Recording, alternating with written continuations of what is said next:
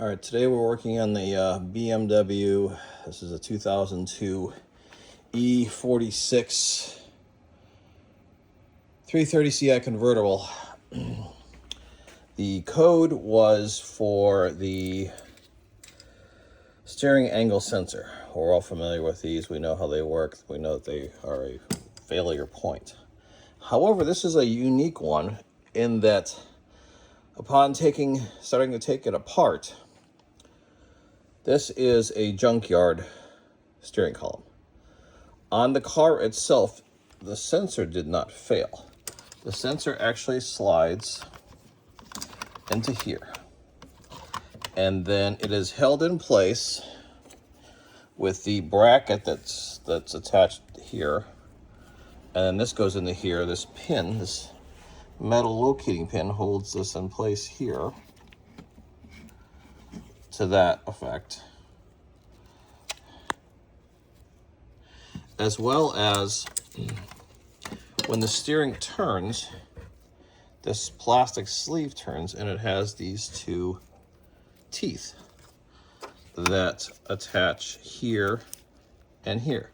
So when this spins, but this prong here keeps it in place. So this turns internally. The potentiometer inside here gives off varying resistance, which in turn through the computer is translated into steering angle. The situation with this car here is that this did not fail. Rather, these two teeth failed. Now, sounds like no big deal, right? Because we're all familiar with this sleeve. It just slides right on and sits right here. And we're familiar with this plastic sleeve that also goes on here with this metal washer.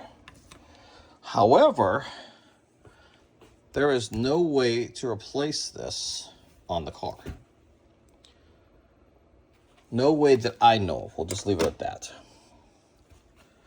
So what I did is I went to the junkyard and I got this. Now, you would think, oh, I'll just take it out of the junkyard and I'll replace the whole thing. No.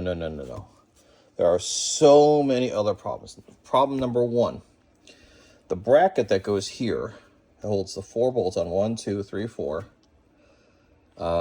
Actually, these are the lower ones and the upper ones are over here. This is upside down, so it actually sits in the car like this. So these two lower back ones have the bolts go through, and then the metal piece is here. And then the other one's got bolts here. This is your adjuster for your up and down, in and out for your steering wheel. The 4th bolt right here on this car, this particular car that I took it from the junkyard, which was a 2003, it had a tamper-proof bolt that you couldn't get out. So the only way I could get it out was to actually remove the spring and then unbolt these two and then leave the bracket in the car, which means now I got to rebuild all this. Now, I just checked this car. Let me see if I can show that to you. I just checked this car, and this car has bolts on all 4 corners. So we actually kind of won on this one. Now this is upside down, backwards, all that stuff, so it's gonna be hard to see. So first I'll point out the bolts, the first 2 bolts, and that is these guys. So there's one right here, and then there's one right here. And the 3rd bolt, let's see if I can do this. The 3rd bolt is right there. So that's that bolt right there. And then you go over on this side, and the 4th bolt is darn near impossible to see. Let's see if I get this camera up in here somehow.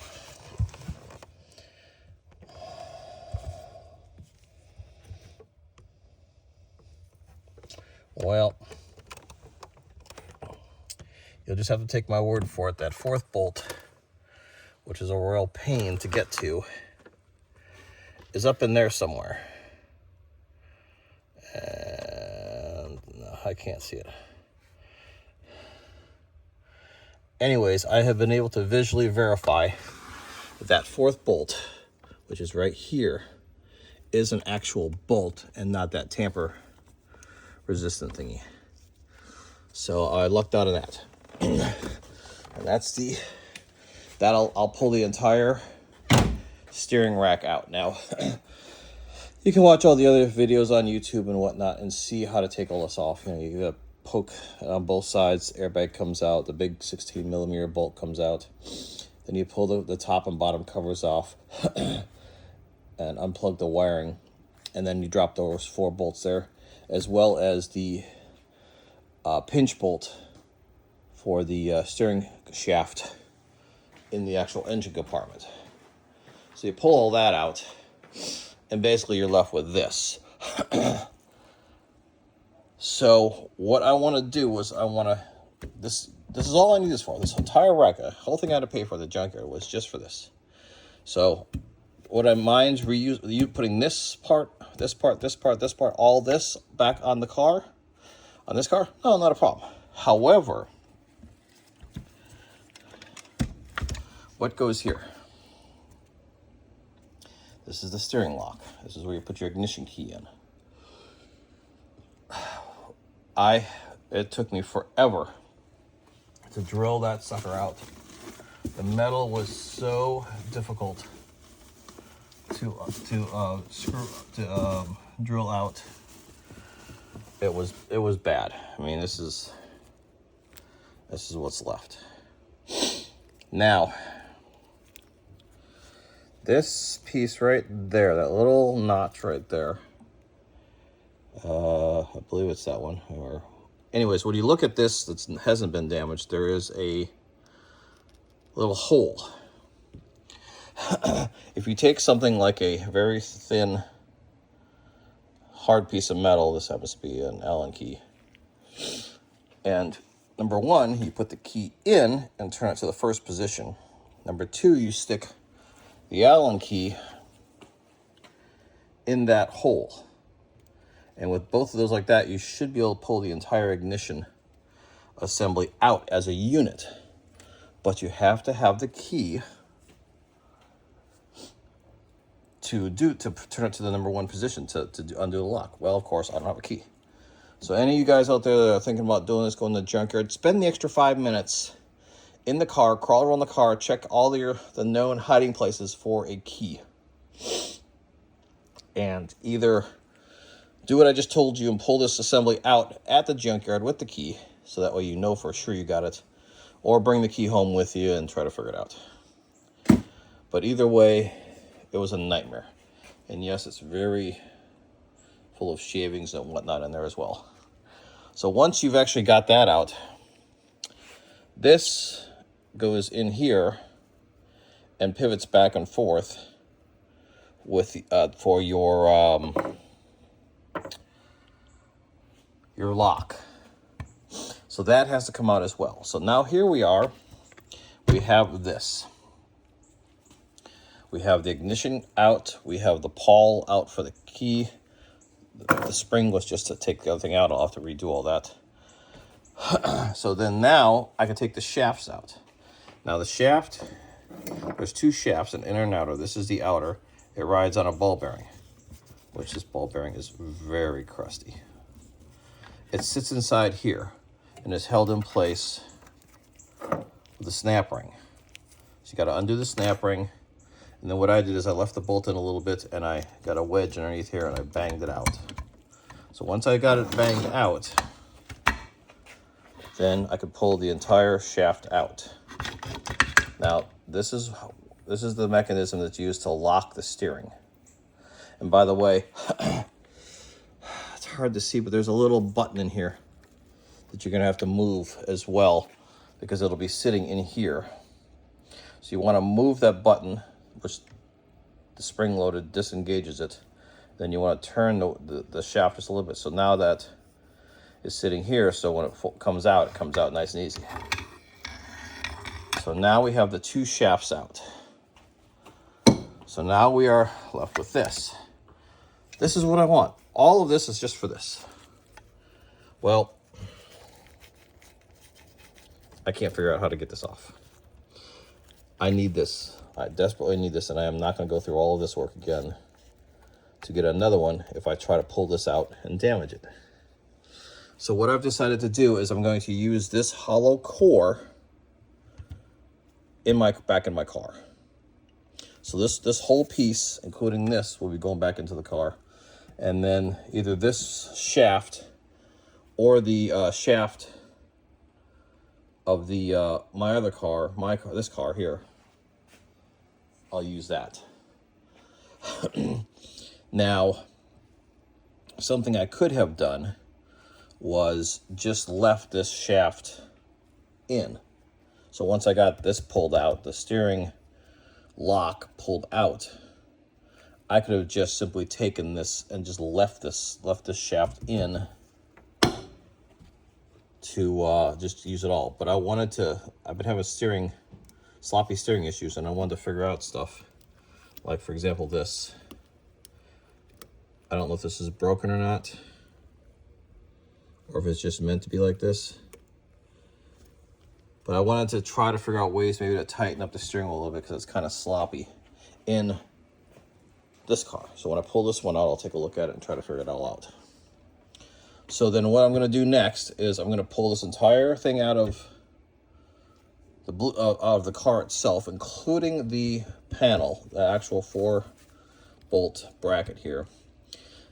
Reassemble everything as best I can here, and then pull it out, or put this back on.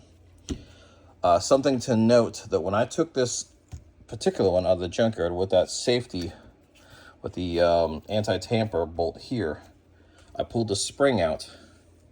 I undid this bolt, which is for this. And then I had to pull this out. Now pulling this out meant that this was in the way, so I had to remove this, which was a pain. But once I got this removed in the car, this removed, and then I pulled this out, then this would just fall out. Because these guys are, once this is released, it all comes out together. So it's a tough job in a junkyard, upside down, with the seats that don't move, that you can't pull them back to get more space. It's a real tough job. If you're looking around for one of these, maybe look at it. Well, again, this car is a 2002, and this is a 2003. The 2002 does not have the tamper bolt. The 2003 did. When they cut over to put that tamper thing in there, I don't know. But it's definitely worth noting which one works.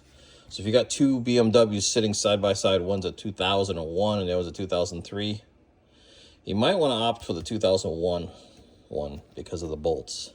Or at least stick your head underneath there, and that's one of the first things you look at to decide whether or not you want this one or that one, kind of thing. So that's where we're at right now. I'm going to now pull that other steering column out and start rebuilding all this, and then I'll check back in with you. All right, so I got the steering column out. Wasn't too bad. This is the cylinder I was telling you about here. So I've got the key in position 1, and you can see I've got the little Allen key in there. It holds this little clip here down. This pops up, and then there's a lip that it can't come out. And so stuffing that thing in there, there's a little hole there. You can see it coming right out the bottom there. That locks into place, so it easily slides out. So we'll just leave that right there. And then we'll take a look at this. So this is the one out the car. So you can see that, yeah, I guess the teeth are still there, but they're really pushed down. See how they're sticking out here straight? And they're pushed down into here, that one at least. So that, and the other one is snapped off altogether. So the idea is to take this core with the plastic, this here, put it here, including putting the spring on, redoing this, and redoing the cylinder lock, which I gotta undo this. This is the actual, this is the electronics portion of it. This is the mechanical portion. This is where you put your key in turn. That's the locking portion, and this is the electrical portion. So transfer all that over and go from there. Hopefully this bearing is better than this one. This one's pretty bad. So we'll just go from there and see what I can figure out. So that's where we're at right now. All right, so I got the second shaft out. This one looks better, so I think I'm gonna keep using this one. So a couple notes here. Number one, this is the steering lock. So this is from the other one. Notice this has to be in the up position to allow the rack to pass by. If it was like this, it ain't going nowhere. So the way to see that is look at the, you can move it back and forth in here with the screwdriver, and you can feel when it gives resistance when it's open. So when it gets to be like that, it'll clear. But also, this is on a spring. And if you can see in here, where is it?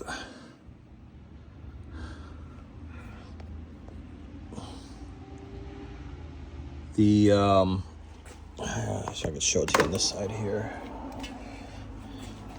So you see here, you push here, stay.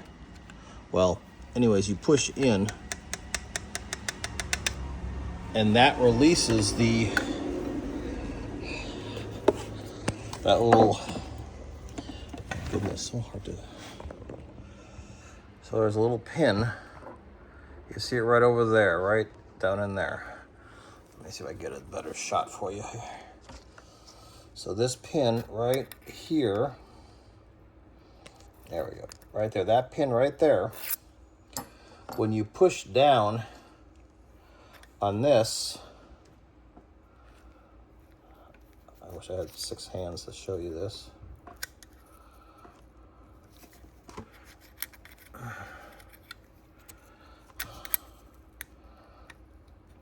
See how it moves? So you have to push that down because it's sitting inside of here. The pin is sitting inside of this groove right here. So you have to push it down and turn the shaft just a little bit so it sits on the top of the smooth side. So when you tap out the thing, it slides off this way. Otherwise it goes in there here and it just hits here and you're not doing anything. So number one, this has to be up. Number two, that little pin has to be on the top smooth part and not the bottom. So this is the old one with the old plastic little thingies, and probably show you better now. So this one here is all bent back, not looking too good, and this one here is completely broken off. So I mean, could I have gotten in here and straightened it out a little bit like that and tried to make it work? Maybe. But this one I've got 2. That's the way it's supposed to be. So, all right, now I think I've taken it apart far enough. Now I'm going to start the reassembly process and leave this behind, put everything on this one, and go forward with that. All right, I've got everything switched over. So this is the one that came out of the car, the old one with the broken tang and everything. So now I've got the new one in. This is the shaft from this one. This one was pretty tight. I really liked it. It was much better than the other one. I lubed it all up, all in here. Got the all this taken care of. Got the spring back on. Got the position, the steering angle sensor mounted on here. So then this thing here now bolts up into here. And then I can stick it into the car. So that's where we're at now. So things are coming together nicely. And then I put the key lock back in, dropped it back in, it went in nicely. Pulled the pin, and now it's locked in. And I have ability to do all the stuff, so that's working. So this should just be a plug and play type thing. I should, quote unquote, should just be able to put it right back in the car and it'd be just fine. I'll let you know shortly. Well, good news, bad news. Bad news is this is all ready to go back in. The whole thing is done. And as a matter of fact, it was in 30 seconds ago. And this is the original one. Notice, hole. No hole. Hole, no hole. Holy crap. So, with that being said, I don't know what it's for. I don't care. I'm not going to look it up. So going back to plan B. This is the good news. So once I figured this out that I need to go back to here, I still needed to replace that piece. Well, here's the piece. So it just sits inside of this, this bearing here. The bearing is just pressed in. So I got a really long extension, dropped it in there, just slightly tapped on it and it came out. So for those of you that are wanting to actually do this, this is really good news because there are so many things you do not have to mess with anymore. You do not have to take the key out of your old one. So all you gotta do is leave the key, leave the ignition system all in there. You'll have to get it so that it's not, you have to push it in so the shaft is spinning like it is now. But you should be able to undo the circlip, pull this shaft out, and then go into here and tap this bearing out, which this just sits inside of here like this. So pull this guy out, and then take this one and just put it back over here. So a lot less fuss and fuss. You don't have to mess with this. You don't have to mess with this as much. All that. So this is good news for future people. So most of the stuff I said still applies. Obviously, you got to go to the junkyard. You got to pull this out. You got to figure out how to bypass the original steering so you can get the shaft out, which would allow you to pull the bearing out. But then once you've got it out, it's going to be much easier to redo everything. Now, of course, it's going to take me a lot longer to put everything, switch it back over again, but I like to use the original stuff if all possible. So this is the original for the BMW. That's going back in. I never messed with this locking mechanism, so that locking mechanism is still in there, so that's good. Just this lock, the key lock versus the mechanical lock. So I'll have to put the electrical portion back on and then switch all over. But yeah, so just put a long extension all the way down here. This is one piece, tap it out, pull this piece out. Well, actually, you just need to set it aside, take this bearing and put it in there and be done. So that's where we're at now. All right, everything is back together again. Everything checks out. It's all reassembled, all good.